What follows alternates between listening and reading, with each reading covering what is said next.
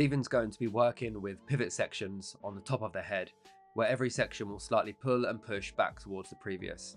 He's going to be following the head shape, meaning that the horizontal shape will be round, and also the vertical shape will also be round. So he's going for a very soft, very fluid, even shape through the top of the head, which will create no corners of weight at all. Stephen's going to start at the front of the shape because this is going to dictate the length on the fringe area.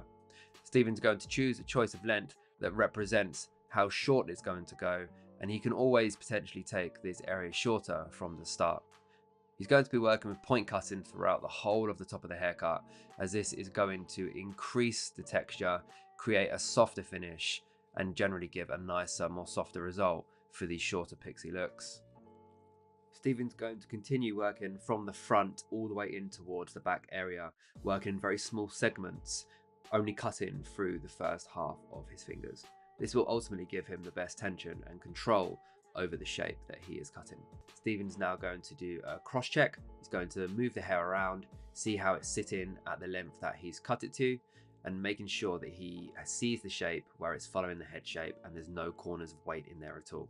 So because he cut on the vertical axes, he's now going to be coming in on the horizontal axes and making sure that he's coming out from the head shape and he's following that very rounded shape on the horizontal shape, and he's working any point cutting into the shape to make sure it's as clean as possible. Remember, the cleaner the shape is whilst it's wet, the less work you have to do and the better it will sit once it becomes dry.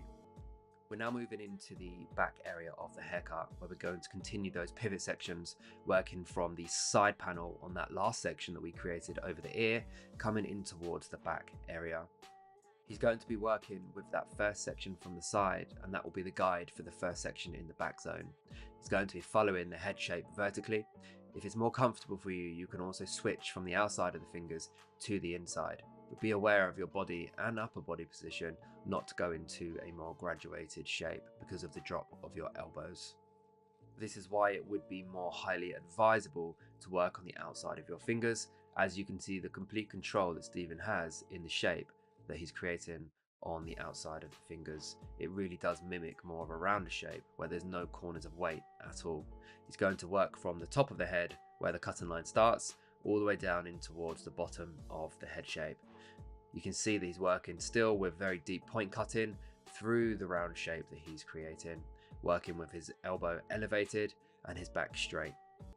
Stephen's now going to start working through side number 2, and he's going to replicate what he did through side number 1, starting on that first section behind the ear area, starting from the top of the section and cutting down in towards the bottom of the head.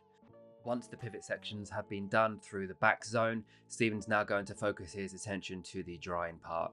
As you can see, he's going to be working with the rough dry technique, using his fingers to create as much movement and texture as possible in the hair. After we've completely dried the hairstyle, we can now focus on changing the density and increasing the texture through the ends of the hair. In all the internal shape, Stephen's going to be working a lot of deep point cutting at a slight angle. This will create lots of different textures and different lengths, which will in turn create more volume and movement throughout that internal shape. After we've finished texturizing the internal shape, Stephen's now going to start to focus his attention on all of the external lengths, which will allow him to work more freehand with the thinning scissor to break up and soften the external shape.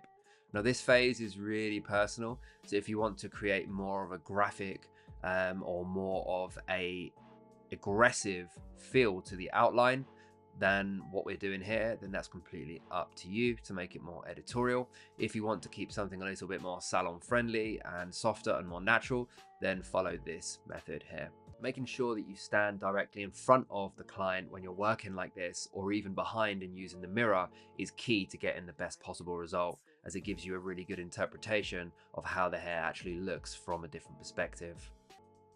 Don't forget that you can make any last minute changes to the lengths in any areas once you've placed the product in. This is why it's important, again, not to have too much product in the hair, so you can go in with the scissors or texturizing shears and go in and make any small adjustment if necessary once you get to the end of the haircut. As you can see with the finished result, we have something that is very soft, completely rounded, and we have some softness on the external around the sideburn areas. We have really broken up external shapes that we created with the texturizing shears, and we have something that is very even and very fluid through all of the internal shape with the pivot sections. Now, we hope that you enjoyed watching this short pixie women's haircut tutorial, and we hope to see you on the next one.